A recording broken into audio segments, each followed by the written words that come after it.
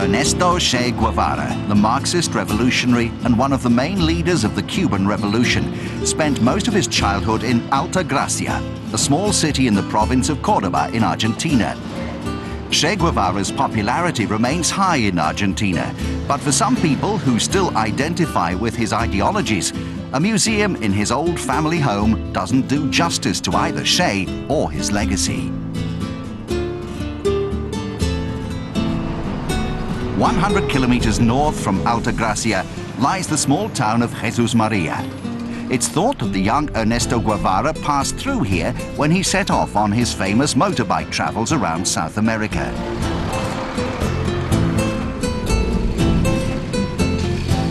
Jesús María is also where Monica Nielsen and other followers of El Che have set up the Club Social Atlético y Deportivo Che Guevara.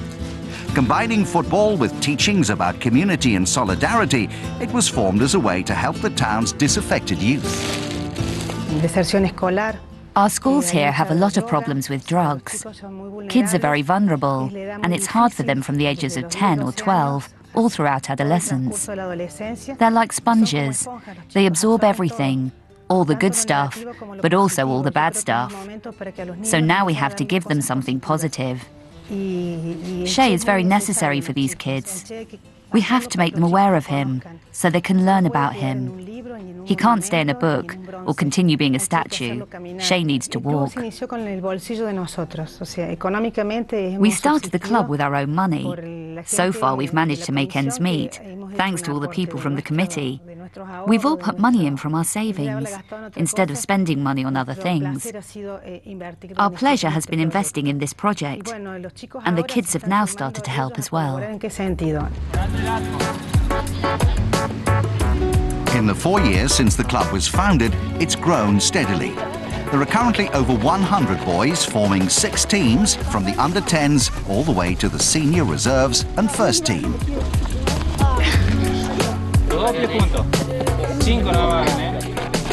The older boys play in the regional leagues of Córdoba. Now there are plans to build on this success and encourage girls to join as well. We must look out for the girls too. We need to attract them as well. It's important to get girls into sports, whether it's football or handball. It should always be a team sport, where there's a camaraderie and a good spirit. So we're very interested in that. We want to mix the boys and the girls. We think that's very important. We all agree the club needs to be mixed. However, we don't have the resources just yet for the club to be expanded to accept girls and more types of sports. The club relies on volunteers like Julian Aguirre. A former footballer, he coaches the reserves and first teams and is keen to impart his knowledge of good techniques on the pitch whilst leaving the ideology to Monica.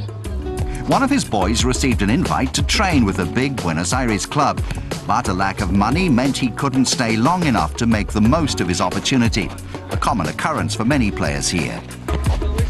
There are a few boys who are good enough, but the financial situation keeps them from going somewhere else, except when maybe another team comes here and they end up going with them. So far, no one's been taken.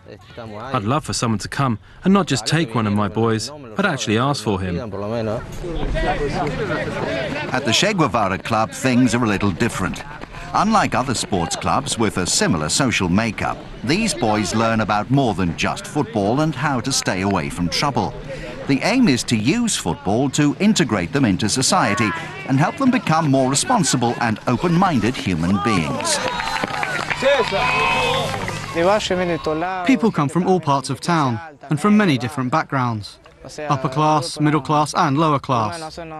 We're not racist or anything like that. We accept everybody for who they are and not what they are. We don't care what neighborhood they come from or whether they have money or not. For us, it's not about finances. We're only interested in the sport.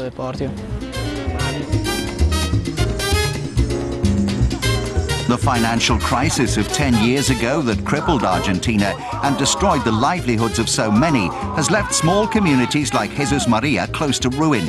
As a result, young people feel they have no future. So it's a relief to many households here that dozens of boys have a newfound sense of purpose and belonging after joining the club. We live in a very marginalized neighborhood. There are bad people, but there are also decent people. I pray that my son doesn't socialize with the bad ones, and that he goes to school and stays away from trouble. The club has helped a lot in that sense. Before signing him up to football, he was a very problematic child. Now he's started going to school again, and that's great. Before, he didn't care about anything at all. One of the town's football clubs has agreed to make an old pitch they no longer use available to the boys without charge. Everyone at the Che Guevara club is encouraged to chip in and help with the running repairs to maintain the pitch they use as a training ground. Well, in exchange for using the ground, we do some manual work. We rebuild the walls and paint them, and we cut the grass. I take care of the lights and water the pitch, that sort of stuff. Everyone's really motivated. They all like it. They're interested in what they do, so that's why there are so many of them. The younger boys are the most motivated of all. A keen sportsman, Che Guevara considered practicing sport a right, not a privilege.